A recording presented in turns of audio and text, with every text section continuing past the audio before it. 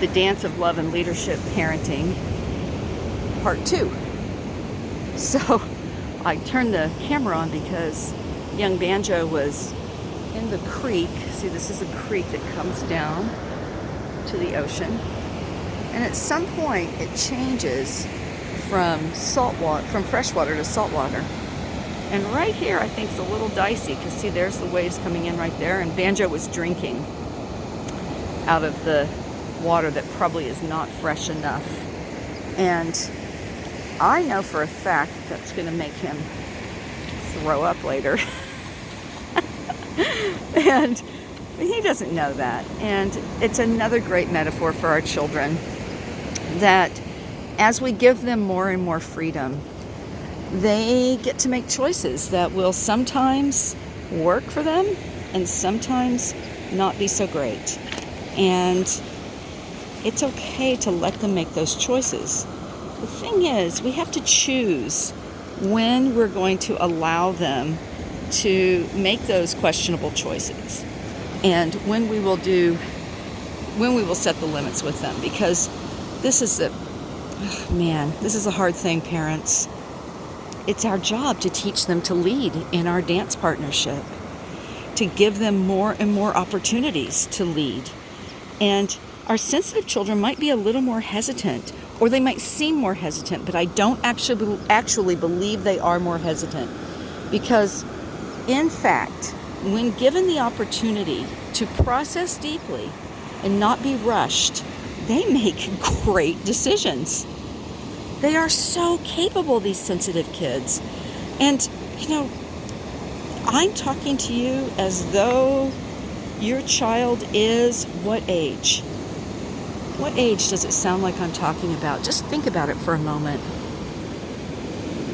Because I'd like to say that your little one could be any age, from 2 or 3 to 12 or 13 or 22 or 23.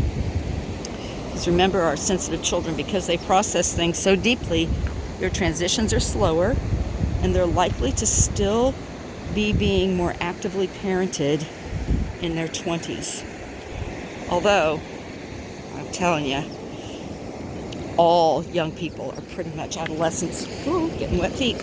Are pretty much adolescents until their late 20s now. Just the economy is hard and they are needing more support. So I want to support you in supporting your kids to become leaders, to take charge of their own lives, even when things are scary, like the waves are coming in and they feel really big. But let's turn them in. I don't know if you can see that there's a surfer out there. Let's let them learn to surf. And can you see him way out there in the waves? In the cold, cold water. It's not a choice I would make, but hey, seems like it's a great, great challenge. And we need to give them the opportunity to live into their challenges and become leaders. So what is the appropriate amount of leadership that we give our children? And when do we know that it's time? I like to say that it's really helpful to never give children more choices than they are years old. And for sensitive children, particularly young teens, sometimes you're going to notice that what's best is to give them the number of choices that they are years old minus 10. Here comes the waves coming in, getting closer. That's what it's like when you're a teenage, highly sensitive child. You're sometimes your age plus 30 or 40, and sometimes your age minus 10. So when your 12-year-old is not at optimal level of arousal, he or she might be good with only 2 choices. They might not think that's true, but you know, because you're the leader, that it is true.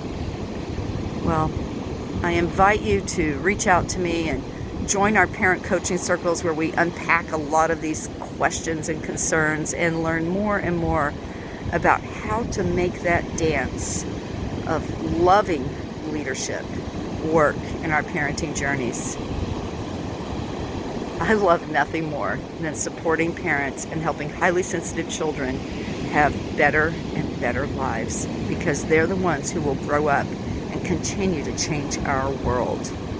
I'm Alane Freund, international consultant on high sensitivity.